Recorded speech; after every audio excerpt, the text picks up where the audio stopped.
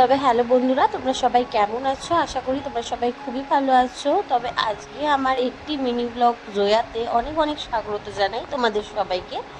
তবে আজ বেরিয়ে পড়েছি আমি আমার মাসির বাড়ি যাওয়ার জন্য। তো এখান থেকে আমরা আমার বাড়ির পাশে অটো স্ট্যান্ড আছে, সেখান থেকে অটো ধরে বেরিয়ে পড়লাম আমরা হাজরার জন্য। হাজরা থেকে ধরে নিলাম মেট্রো।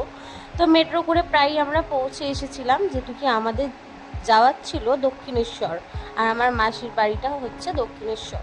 তো সেইখানে যাওয়ার জন্য আমাদের মেট্রো করে যেতে হয়েছিল, যেহেতু কি আমার পুচকুসোনাটা খুবই ছোট, তাই বাসে করে যাওয়াটা না খুব একটা পসিবল হয়ে ওঠেনি তার জন্য।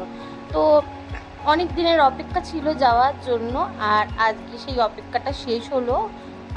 ফাইনালি আমি আমার মাসির বাড়ি গিয়ে পৌঁছালাম প্রায় 4 বছর পর।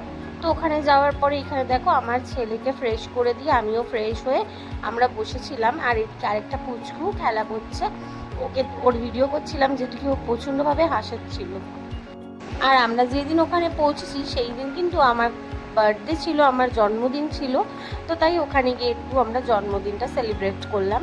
সত্যি বলতে যখন নিজের কাছের মানুষ, ভালোবাসার মানুষগুলো পাশে থাকে না, ভীষণ ভালো লাগে। সেখানে যদি ভালোবাসাটাই পাওয়া যায় না, সেটাই অনেক বেশি বড় ব্যাপার। ঠিক আছে, তাদের কাছে সত্যিই আমি খুব বেশি ভালোবাসা পাই। তো আমার মাসির বাড়িতে খাওয়া দাওয়া করে নেওয়ার পর, কেক কাটার পর পৌঁছে গেলাম আমার দিদির বাড়িতে, আমার দিদির শ্বশুর বাড়িতে। সেইখানে গিয়েও আমরা একটা কেক কাটলাম, আর কেকটা আমার হাজব্যান্ডই আমাকে গিফট করেছিল। আর ও জানতো না আমার বার্থডে ছিল, আমি ওখানে গিয়ে মনে করিয়ে দিয়েছিলাম ওকে, যাতে ওখানে আমি সেলিব্রেট করতে পারি আর কি। তো প্রথম জন্মদিন গিয়ে আমি ওখানে সেলিব্রেট করলাম, যেহেতু কি ওখানে কখনোই আমি বার্থডে নিজের সেলিব্রেট করিনি। তো ভীষণ ভালো লাগলো। আর আমার দিদির বাড়িতে গিয়ে তো সেই ভালো লেগেছিলো আমার।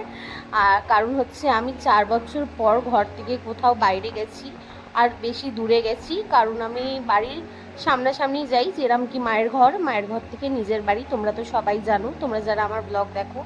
তো আজকে যেহেতু কি অনেক দিন পরেই আমি 5 মাস পর হচ্ছে একটা মিনি ব্লগ নিয়ে এলাম। জানি না কতটা ভালোবাসা পাবো, কিন্তু তোমরা প্লিজ যদি ভালো লাগে তো অবশ্যই সাবস্ক্রাইব করো আর লাইক করো, আর কমেন্টও করে যেও একটা। তো এখানে কেক টেক খাওয়া হয়ে যাওয়ার পরে কিন্তু আমার দিদির বাড়িতে রান্না হয়েছিল ফ্রাইড রাইস, চিলি চিকেন, সাথে ছিল কিন্তু অনেক রকমের খাবার। আর আমার মাসির বাড়িতে দুপুরবেলায় খাওয়া হয়েছিল পাবদা মাছের ঝোল, পাবদা মাছের কালিয়া, আর সাথে ছিল ডাল, আর পটল আলু দিয়ে চিংড়ির কষা একটা রেসিপি ছিল। তো সেটা খাওয়া হয়েছিল। আর দিদির বাড়ি রাত্রির বেলায় খাওয়া হয়েছিল, যেটুকু ওখানে গিয়ে রাতে কেক কাটা হয়েছিল। তারপরেই আমরা কিন্তু ওখানে খাওয়া দাওয়া করে তারপরের দিন সানডেতে আমরা বেরিয়ে পড়বো বাড়ির জন্য। কারণ সত্যি বলতে প্রচুরভাবে গরম পড়েছিল, আর মাসির বাড়িতে যাওয়াই হয়েছিল 2 দিনের জন্য। যদি ঠান্ডা থাকতো তবে কিন্তু মাসির বাড়ি আরেকটা দিন থেকে আসবো ভেবেছিলাম।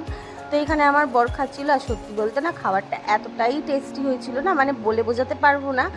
সেই খেতে হয়েছিল, মন ভরে গেছিলো আমার। প্লেটে যত খাওয়ার ছিল কিন্তু আমি সব খেয়ে উঠেছিলাম, এত ভালো লেগেছিল। তারপরেই কিন্তু তারপরের দিন দেখো এখানে বেরিয়ে পড়লাম বাড়ির জন্য। আমার দিদি এসেছিলো, যেহেতু কি সানডে ছিল।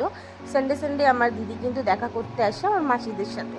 তারপরে সেইখান থেকে কিন্তু আমাদের প্ল্যান হয়েছিল যে দক্ষিণেশ্বর মন্দিরে যাব, একটু মন্দিরটা দেখে, মন্দিরটা দর্শন করে তারপরে বাড়ি ফিরে আসবো। কিন্তু তা হলো, প্রচণ্ড বেলা হয়ে যাওয়ার কারণে কিন্তু মন্দিরটা বন্ধ হয়ে গেছিলো, তাই আর আমার যাওয়াও হয়নি। আর একটু প্রবলেমের জন্য কিন্তু আমি যেতেও পারিনি। তো যাই হোক, একটুখানি ঘুরে ঘাড়ে নিলাম। তাও ঘুরে ঘাড়ে নেওয়ার পরে একটু আমার দিদিরাও সঙ্গে ছিল। তো আমি পিছনে, আমার মাসিরা সব আগে চলে গেছে, আমার মাসি আর আমার দিদি আর আমি 3 জনে পিছনে ছিলাম। একটু দিদির সাথে গল্প করতে করতে আসছিলাম। জানো তো অনেক বছর পর যদি বোনদের দেখা হয় তাহলে মনের কথা শেষ হয় না।